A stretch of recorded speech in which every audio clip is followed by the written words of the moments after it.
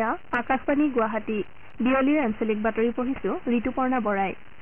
বিজেপিৰ জ্যেষ্ঠ নেতা নৰেন্দ্ৰ মোদীয়ে পৰহিলৈ তৃতীয়বাৰৰ বাবে প্ৰধানমন্ত্ৰী হিচাপে শপত গ্ৰহণ কৰিব।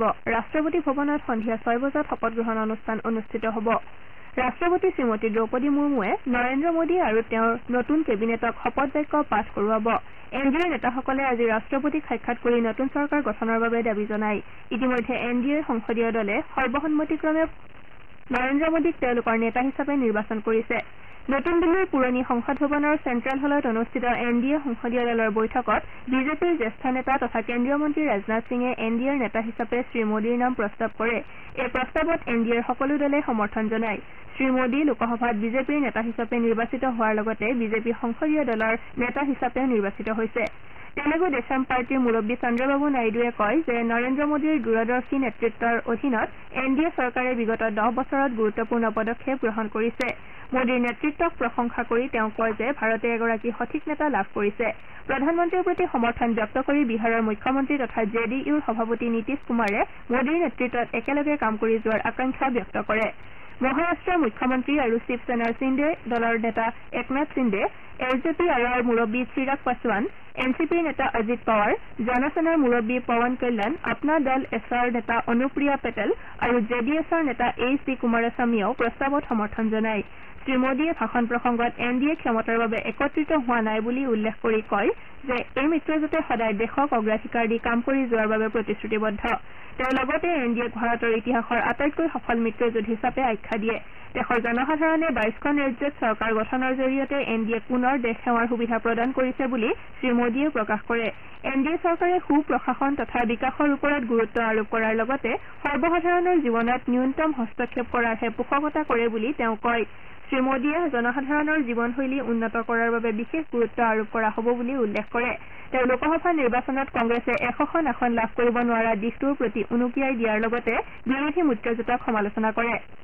ইপিনে বিজেপিৰ সভাপতি জে পি নাড্ডাই উৰিষ্যা আৰু অন্ধ্ৰপ্ৰদেশত দলটোৰ সাফল্যক প্ৰশংসা কৰে। অনুষ্ঠানত আৰএলডিৰ মুৰব্বী জয়ন্ত চৌধুৰীৰ লগতে পীয়ুষ গোৱেল, অনুৰাগ ঠাকুৰকে ধৰি কেইবাগৰাকীও কেন্দ্ৰীয় মন্ত্ৰী উপস্থিত থাকে।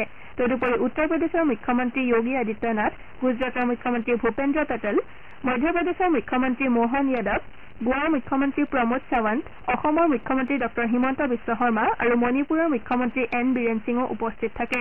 ইপিনে এনডিএৰ নেতা হিচাপে নিৰ্বাচিত হোৱাৰ পাছত প্ৰধানমন্ত্ৰী নৰেন্দ্ৰ মোদীয়ে আজি বিজেপিৰ জ্যেষ্ঠ নেতা লালকৃষ্ণ আদৱানী আৰু মুৰলী মনোহৰ যোশীক সাক্ষাৎ কৰি তেওঁলোকৰ আশীৰ্বাদ লয়। শ্ৰীমোদীয়ে লগতে প্ৰাক্তন ৰাষ্ট্ৰপতি ৰামনাথ কোবিন্দকো নতুন দিল্লীত থকা তেওঁৰ বাসগৃহত সাক্ষাৎ কৰে। জলসম্পদ মন্ত্ৰী পীযুষ হাজৰিকাই গোৱালপাৰাৰ মথাউৰিৰ সমস্যা স্থায়ীভাৱে সমাধান কৰাৰ বাবে বিশেষ ব্যৱস্থা গ্ৰহণ কৰা হ'ব বুলি সদৰি কৰিছে। মন্ত্ৰীগৰাকীয়ে আজি গোৱালপাৰাৰ মাটিয়া অঞ্চলৰ মজগুৰিত দুধনৈ নদীৰ মথাউৰি পৰ্যবেক্ষণ কৰি স্পৰ্শকাতৰ ঠাইসমূহ মেৰামতি কৰাৰ বাবে বিভাগটোক নিৰ্দেশ দিয়ে। বিগত 2 বছৰত দুধনৈ আৰু কৃষ্ণাই নদীৰ পানীয়ে জিলাখনৰ মথাউৰিসমূহৰ ক্ষতি কৰা বুলি উল্লেখ কৰি তেওঁ কয় যে গোৱালপাৰাৰ 110 কিলোমিটাৰ দৈৰ্ঘ্যৰ মথাউৰিৰ ভিতৰত 60 কিলোমিটাৰ অংশ পঞ্চায়ত আৰু গ্ৰামোন্নয়ন বিভাগে নিৰ্মাণ কৰা। তেওঁ লগতে কয় যে এই বিশেষ অংশটো পৰ্যায়ক্ৰমে জলসম্পদ বিভাগৰ অধীনলৈ আনি স্থায়ীভাৱে সমস্যা সমাধানৰ চেষ্টা কৰা হ'ব। মৰিগাঁও জিলাৰ আয়ুক্ত দেৱাশীষ শৰ্মাই খহনীয়া প্ৰতিৰোধ সন্দৰ্ভত নেডাৰলেণ্ডছৰ এগৰাকী প্ৰতিনিধিৰ সৈতে আজি এখন বিশেষ বৈঠকত মিলিত হয়। নেডাৰলেণ্ডছৰ প্ৰতিনিধিগৰাকীয়ে গছপুলি ৰোপণৰ জৰিয়তে প্ৰাকৃতিক উপায়েৰে খহনীয়া প্ৰতিৰোধ কৰাৰ ব্যৱস্থা সন্দৰ্ভত বিশেষ ব্যাখ্যা আগবঢ়ায়। উল্লেখযোগ্য যে আয়ুক্তগৰাকীয়ে আজি জিলাখনৰ মৰিগাঁও ৰাজচক্ৰৰ অধীনৰ বান ক্ষতিগ্ৰস্ত অঞ্চলসমূহ পৰিদৰ্শন কৰে। নিজ তেতেলীয়া মৌজাৰ অধীনৰ মৰাকলং, উত্তৰ খোলা মৌজাৰ অধীনৰ সৰলপাম, দুৰুলাডুবি, পূব ধৰমটোল আদি অঞ্চল পৰিদৰ্শন কৰি স্থানীয় লোকসকলৰ সৈতে মত বিনিময় কৰে। পৰিদৰ্শন কালত আয়ুক্তগৰাকীৰ সৈতে মৰিগাঁও চক্ৰ বিষয়াকে ধৰি কেইবাগৰাকীও কৰ্মচাৰী উপস্থিত থাকে। উল্লেখযোগ্য যে মৰিগাঁও ৰাজচক্ৰৰ 15খন আৰু মায়ং ৰাজচক্ৰৰ 42খনকে ধৰি জিলাখনৰ বিভিন্ন অঞ্চল বানত প্লাবিত হৈছে। আমাৰ এতিয়াৰ বাতৰিৰ ইমানতে অন্ত পৰিল।